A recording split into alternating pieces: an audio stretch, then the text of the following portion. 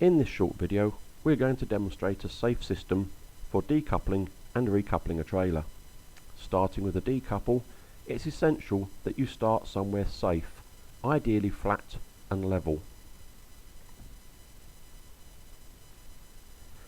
Having chosen that location, we're going to look for safety at all times by applying the vehicle handbrake, selecting neutral, and turning the engine off. Having done that, we're going to use a safe dismount system, 3 points of contact, to ensure that we don't injure ourselves exiting the cab and remembering to shut the door. Having done that, we apply the trailer park brake by pulling out the red handle.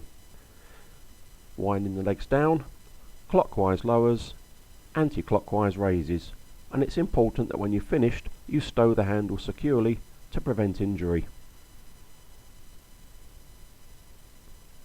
3 points of contact see us getting up onto the catwalk, and from here we're in a position to deal with the airlines and electrics.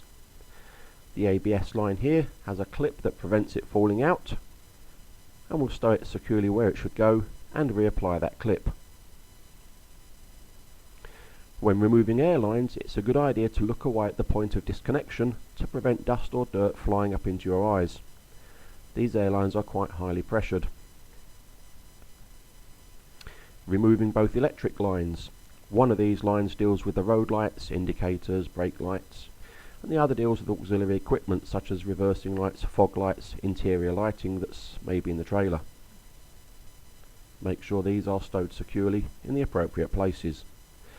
The red line, of course, is the emergency line that has full air pressure to it, looking away at the point of disconnection once more to ensure our eyes are safe. And we'll stow that securely, sliding the collar, sometimes a little stiff to do, making sure that that line is also secure and isn't going to fall down. Dismounting from the catwalk, 3 points safe contact system. We're now in a position to walk around to the other side, remove the safety chain and pull the handle.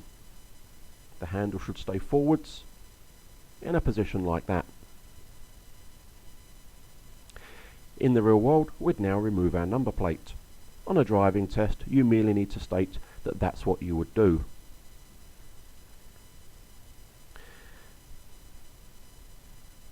Returning to the cab, 3 points of contact, we're now in a position to drive the tractor unit away from the trailer. Before you do that, of course, effective all-round observations, including that blind spot. A safe decouple. Now to look at coupling.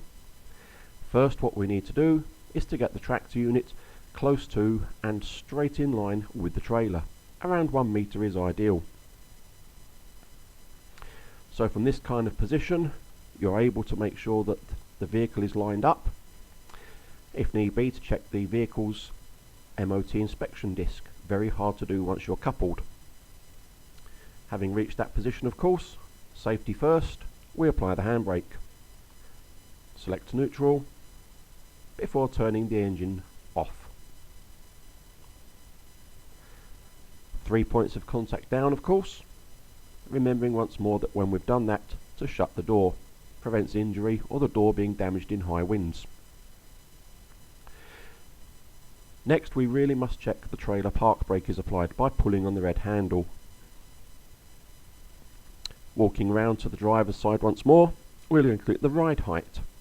We're looking to make sure that the trailer is the appropriate height for the unit.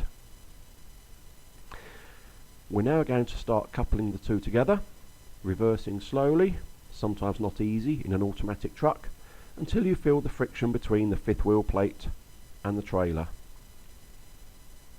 At that point, the vehicle will normally come to a little stop as the friction sort of starts to happen. A little gas, and we've moved under the trailer now, and we're going to move back in as gentle a technique as we can so that the fifth wheel engages with the kingpin. Sometimes easier said than done in an automatic, until we get a good couple. Having done that, we're going to select forward gear and do a tug test. We're going to try and drive away, only gently, to make sure that the handbrake is working on the trailer and it really is connected. Safely dismounting the cab once more we can start the routine of actually coupling everything together. Safety first, of course. We are going to apply the clip. Safety clip, dog chain, safety chain, call it as you will. That prevents the handle from moving and an unscheduled separation. Back up onto the catwalk with our 3 points of contact, and we're in a position to apply the airlines and the electrics. It really doesn't matter which order you do this in, they've all got to be done. My preference is to start with the ones furthest away from you and then work towards you. This reduces the need to lean across potentially dirty and greasy connections. So we've secured the red line and both electric lines are now going on.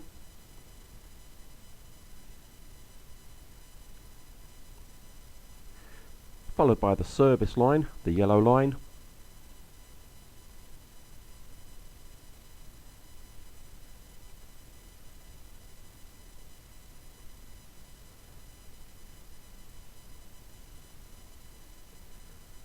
And the ABS control line.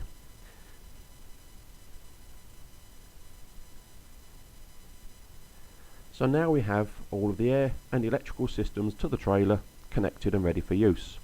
Time for a safe dismount. Continuing our walk around the vehicle, we need to wind the legs, removing it from its storage point, anti-clockwise, and you're going to raise the legs until they're well and truly out the way.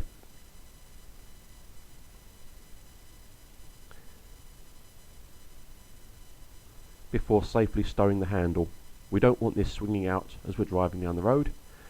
And finally, releasing the trailer park brake by pushing it in.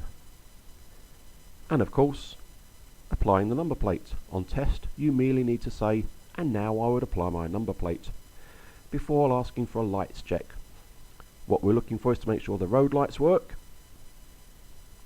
the brake lights work,